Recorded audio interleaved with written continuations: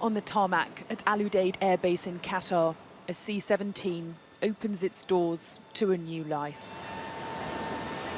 A 3-hour journey that's taken days of struggle. The aircraft packed with tales of fear and hope. For one young man, this evacuation flight is a first daunting experience of flying. For the aircrew, they'll soon be off to do it all again. This is a huge humanitarian undertaking, and the urgent nature of it means it remains very fluid. There's no cap on how many flights like this the Qataris will send into Kabul this week. And when they leave here, they don't know how many people they're bringing back. It's simply as many as possible.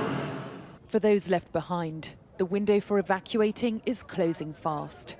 It's not clear how many flights are left, and the Taliban have stopped people travelling to the airport.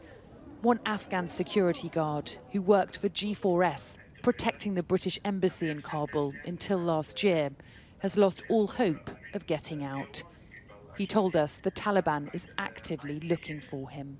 They came to my father's house and they had a room-by-room search, and they were looking for me, for my documents, but they did not find anything. But luckily they got nothing and they left here. They abandoned us. They are leaving us behind.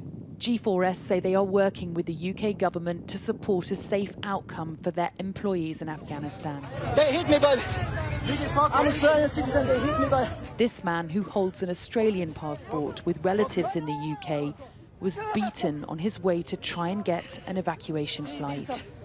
It happened to me when I was crossing airport. And for the millions who aren't leaving, life is getting desperate.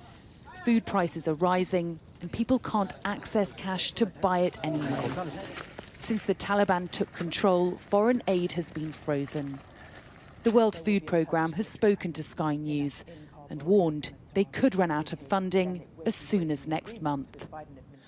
You could have unprecedented famine in Afghanistan, unprecedented famine, if we don't receive the funds we need, if there's not an economic recovery plan sooner than later. Because we already know out of 40 million people, 14 million of them are marching towards starvation. Qatar is already mediating between the Taliban and Afghan government officials about what happens next, with talks underway on who will take over running Kabul airport. They're also a key player in the humanitarian crisis.